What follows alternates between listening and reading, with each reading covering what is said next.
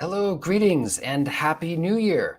This is Erick Widman over at Passage Immigration Law, and we have a couple days left to celebrate 2021, to bring in the new year and answer some questions that you have. That is my goal here, to get questions answered, and we have a number of people who've submitted them already. So I'll be starting off with some existing questions. And as a quick update, an exciting update for our law firm, at the end of this year, we have 2 new locations that we've been able to accelerate setting up. We have been able to set up our Los Angeles office and our Seattle office at the end of Q4 here in 2021. We have an employee, Allison, down in Los Angeles, and we are excited that we're going to be hiring a new business immigration attorney who's starting with us in the middle of January. So he's going to be helming our Seattle office. So we are really excited for the ways we'll be able to expand along the West Coast. I'm personally licensed in California. I'm a California lawyer. That's where I first got my bar license, went to law school in California, and then we moved up to Oregon. My wife and I loved Oregon so much that we realized that's where we wanted to raise our family, raise our kids in Oregon. We have 3 kids, by the way, ages 12, 10, and 8. And we have a new Vizsla puppy that we're excited about to show off. So into the questions. First one. Will USCIS or the State Department retaliate if I file a mandamus lawsuit against them? So in our experience, and in the experience of my colleagues who've even filed more lawsuits than we have, the government has not yet once retaliated in a way that might make you fearful and concerned that it would be counterproductive to file a lawsuit. Thankfully, there's still a lot of professionalism around, and the separation of powers that allows the U.S. government judicial branch to hold the executive branch accountable. That is a powerful resource that attorneys can tap into for our clients. The federal government, the federal judiciary, doesn't like it when the executive branch, which oversees the immigration service, when they're not doing a good job. So federal judges like to pursue justice. They like to get a fair result. And every time USCIS or the State Department has been told, you've got to change your ways, you've got to move forward, and the threat of that taking place is what impels them to act.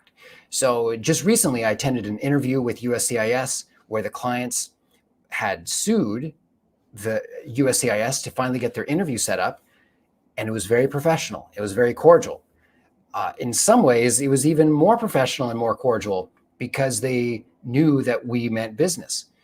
So the remedy, thankfully, still works well, and it is a cornerstone of a good democracy that we have recourse to the courtroom when all else fails, because due process is a constitutional right, and we have to ensure that all this money we're putting into the immigration service is returned to us. The process is fair. The money spent to get an immigration benefit can't just be wasted and taken without any action by the U.S. government. So first question, yes, we are getting good results without retaliation when we file a lawsuit. Next question, does the U.S. allow dual or even triple citizenship? And thankfully, yes, the U.S. government does. And as part of the citizenship oath through the naturalization ceremony, you are required to take the solemn oath that you will uphold the U.S. Constitution, that you're going to renounce any other allegiance that is related to, for example, being a prince or a title of nobility. So you definitely have to give that up. And each country's oath is written so that when you take it, you're supposed to put that country first and foremost. But the US government tolerates dual citizenship. It allows for individuals who are US citizens to even be citizens of up to 3 or more countries. So it's possible. And it happens with our clients all the time. My wife is a dual citizen, for example, of the US and Hungary. And we're excited that our kids are going to be able to study abroad and perhaps even attend university in Europe at some point. Dual citizenship opens doors. We recommend it. Okay, next question. I'm awaiting my third renewal of my TN visa. If granted, I'd like to move forward to be able to stay in the US more permanently and want to know what my options are, the process involved, and the costs. So some of these questions are more detailed than I'll be able to get into here on a Q&A with this live session, but the TN visa is not a dual intent visa, unfortunately, unlike an H visa or an L visa.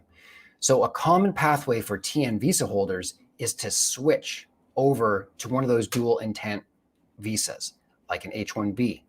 So by doing that, you are then able to have your employer petition for you and get an employment-based green card, like EB3, EB2.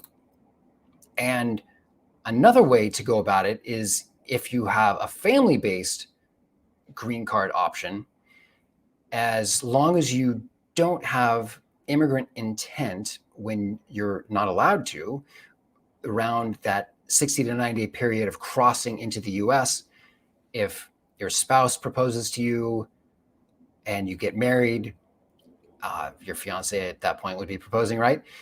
Your special someone proposes to you, you get married, you can develop immigrant intent, that's lawful, and adjust status from a TN visa to that of a permanent resident on a family-based pathway. But I'm going to just keep cruising right along here, trying to give a few seconds to each question. We have a number this week. My mother came here on a visitor's visa, and we started her green card application while she was here. USCIS requested a birth certificate with both of her parents' signatures on it, and she had to go back home, South Africa, to get it. But she overstayed 5 months, and then she left. Sub question 1, how long is she barred from entering, if at all? So your mom came on a visitor visa and overstayed it by 5 months. So overstaying the typical 6-month period that you're authorized to stay results in the cancellation of that visa. So the visa is effectively void. She'll have to get a new one in order to come back into the United States. A bit of good news, though, is that overstaying by 5 months does not automatically trigger a 3-year bar because that happens when it's 6 months or more that you're in the United States with unlawful presence. So if she had stayed 6 months or more and then left, it would be a 3-year bar. But even worse, for reference, a year or more of unlawful presence results in a 10-year bar once someone leaves the US. So your mom has not been hit or tagged with a 3-year bar or a 10-year bar, but she doesn't have a valid visa because her visitor visa would have been canceled. So she had started her green card application. And so I imagine you were the petitioner for your mom, if you're a US citizen. So can she continue with the application even if she's not here? When you're outside the United States, you can't do an adjustment of status, which is what you most likely would have started with. But if you only had filed the I-130 to get that going, you can continue with that. And even if you had filed an I-130 and the 485 as part of the concurrent adjustment of status, you can continue on with the I-130 outside the United States and wait for that to get approved. But you should update USCIS to let them know where her current address is. Finally, she has a fiance, mom has a fiance. Can he apply for her to help her get back sooner? Perhaps he's got to be a US citizen they would have met, and all the main requirements must have been fulfilled. So the fiance could apply for an I-129F for her. You could have both pending. That is possible. Definitely getting complex. It's probably best to invest in just one of those processes, but you could proceed with both. Okay, what is involved for someone to sponsor an H1B visa? What's the process, the costs for the supporting company? So one of the biggest challenges with the H1B is when the potential employee is more motivated than the employer to get this process started. And so we've worked with a lot of employers and a lot of potential employees. The employer is taking on a fairly significant set of tasks, a responsibility, the burden of additional paperwork.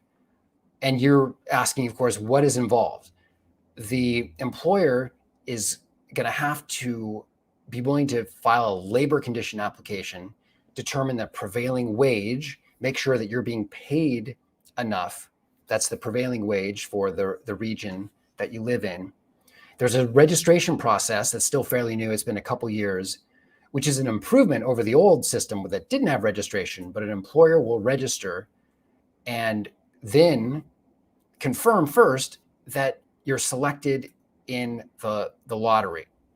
There's a standard form, the I-129 that the employer has to file, and a key deadline is the first week of April when you've got to submit all these applications. The costs, you could find the range I'm typically seeing in our law firm falls around this range too, $3,000 to $5,000 for your employer to get that petition handled by an immigration lawyer. That's typically the legal fee. And there's filing fees on top of that we could break down for you or you could find at another firm. There's a general overview. Unfortunately, the lottery is a reality for cases that are not cap exempt. So if you, in a typical year, if you're filing with a company that's petitioning for you and it's not cap exempt, there's only a 30% chance roughly that you'll get accepted for an H1B. So it's a rather frustrating, clunky process that the US government needs to improve upon. But it's still the most common worker visa around, is dual intent. So there's a lot of advantages with it. Okay, what are the options for someone with TPS, temporary protected status, or DACA, deferred action for childhood arrivals, to adjust for legal permanent status? So the DACA option, that has, first I'll say, there's been a lot of litigation in both of these areas. These immigration statuses have been subject to lots of twists and turns in court. And so we like to review the latest law on really a weekly basis just to make sure someone's eligible for a benefit that's hasn't been overturned at the appellate level. There used to be a better pathway for TPS here in the Ninth Circuit. That, I believe, is no longer an option, but we would need to double check. So someone is no longer able to get a green card through an adjustment who had TPS. I'm not completely certain about that, so you're going to want to double check either with our office or another law firm.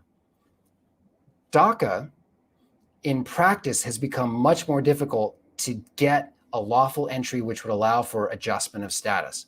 So, for example, the law has allowed for years that a DACA holder could leave the United States on a valid advance parole, emergency advance parole, legitimately visit a family member, for example, who is urgently sick, come back into the United States on their emergency advance parole, and at that point have a valid entry into the United States. That is an entry with inspection, coming back in.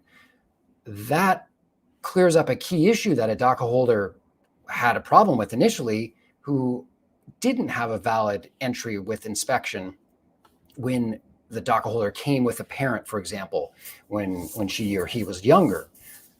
Once someone has a valid entry into the US, you can adjust status. Let's say you're married to a US citizen, and then barring other eligibility issues, like you want to make sure you're fine in terms of criminal issues, otherwise you're not ineligible.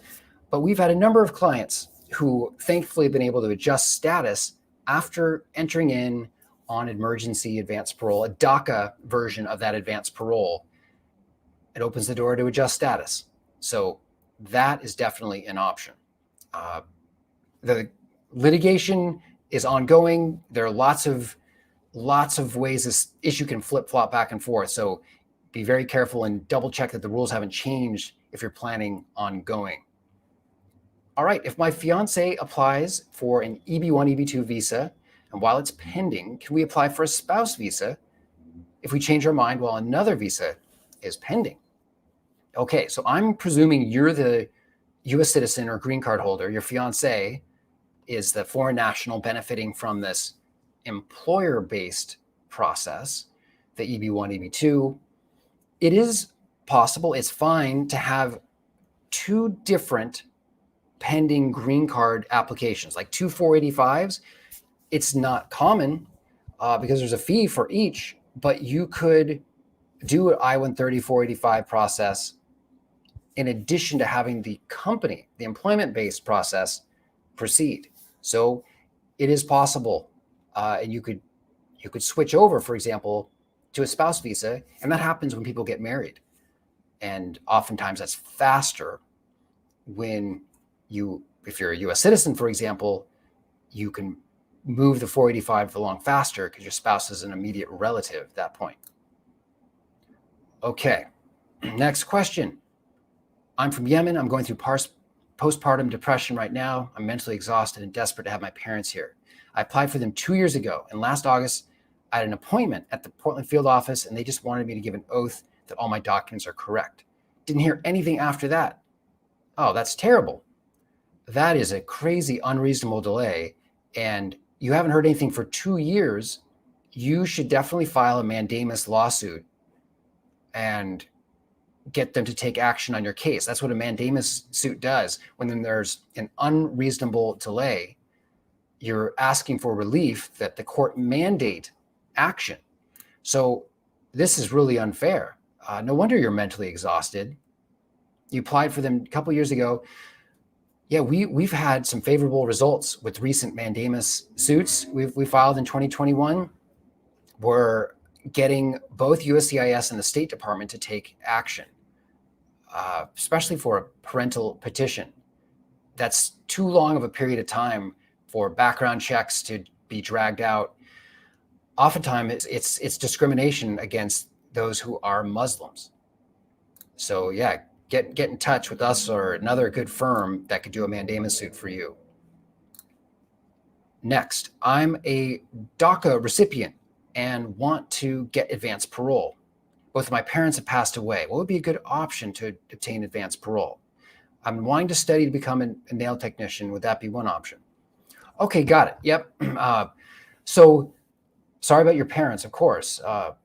Grandparents or other family members are an option to visit someone who has a urgent, compelling medical need, whether it's Mexico or another country that you need to visit. And if you have proof of the urgent need, USCIS has asked for life-threatening conditions for the medical reason. Studying abroad can also be an option. It's less compelling, it's less urgent. I don't believe they've taken away the educational component, but in our experience, they're not as likely to approve those that have a less urgent need, like educational improvement. So sadly, your parents are no longer with you, but an aunt or an uncle or grandparent, someone who's hospitalized can, with a valid doctor's letter that's translated, can get you the emergency advance parole for DACA. that would be my recommendation, to pursue that first before the educational option. Okay, I was removed from the States due to my criminal convictions, but later they got dismissed. I'd like to know if I'll be able to reinstate my visa. I have a daughter who's a US citizen. Well, congrats that those convictions were dismissed, or the charges were dismissed. You'd want, so yeah, a couple key things here. Get a copy of all your records. Make sure you know exactly what happened, the final disposition of your case, to make sure that all the charges were dismissed. You'll want a certified copy of that you could provide to the State Department when you go to get a new visa. Because under US law, people are charged with things all the time, but that is not a permanent problem. There could be bias in who was charged with a crime. The challenge, the issue, the problem is if there was a conviction. So if you were actually convicted, and then you might be meaning your case was expunged, that doesn't take away your past history of convictions. Those still, unfortunately, remain with you in your immigration case, your immigration profile, your history, and that can create inadmissibility issues for you long term. But hopefully you weren't convicted. You got actual dismissals of those charges. So get records of those, and yeah, get in touch with a firm that can review that. We'd be happy to help. Okay, how long is it taking now to get the green card after entering the US? So if you came in on, for example, an immigrant visa, and you should be receiving, in theory, your plastic green card about a month to 2 months after that. It used to be several weeks, but now it's a month to 2 months on average.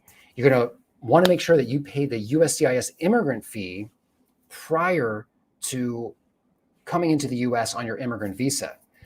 I believe that's about $250, and that's another fee, hopefully the final government fee that you're charged to get your plastic green card issued.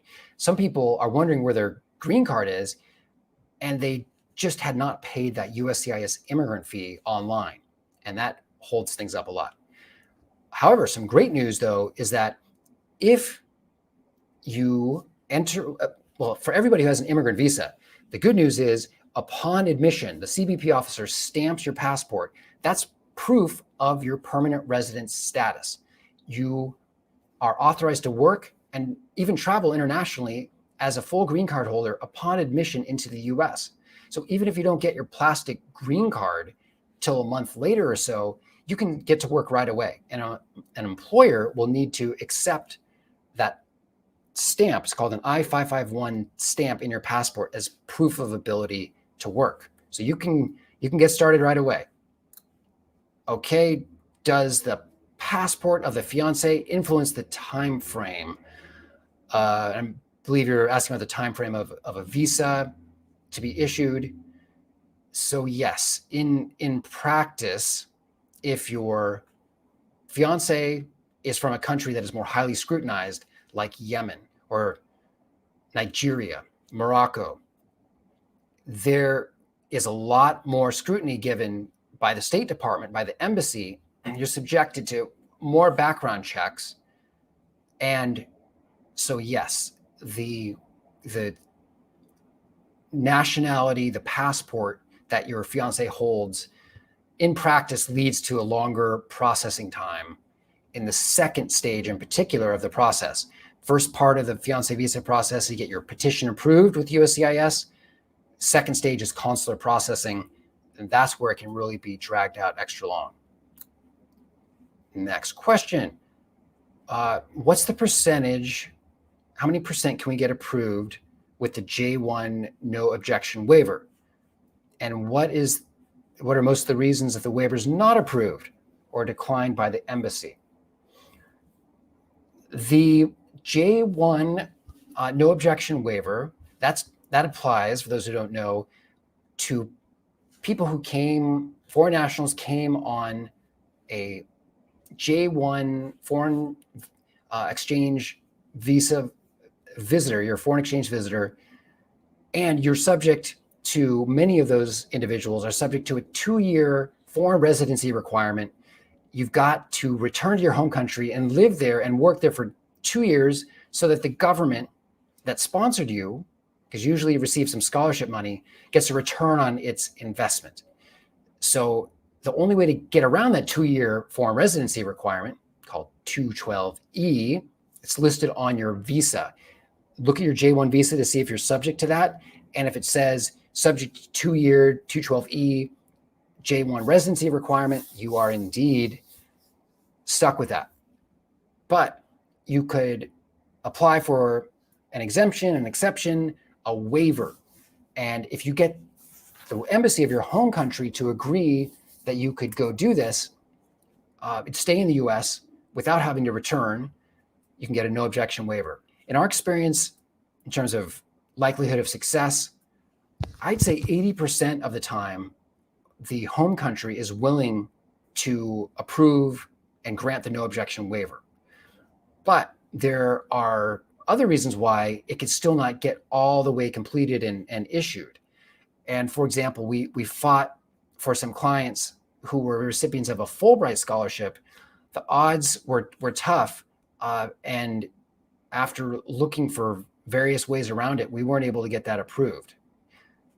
Most of the time, however, other types of scholarships, other types of programs don't immediately foreclose you. You can move forward and get a waiver in most cases. Okay. How do you help someone who is a very long-term permanent resident, no crime, but USCIS denied their I-90 unlawfully?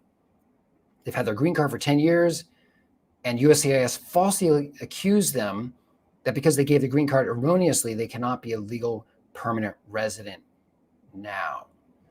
Oh, that's frustrating. That would really upend your life, because this person thought they were a permanent resident, but USCIS, when they're renewing it, they said, oh, you weren't eligible in the first place, that their green card was granted erroneously. That is terrible.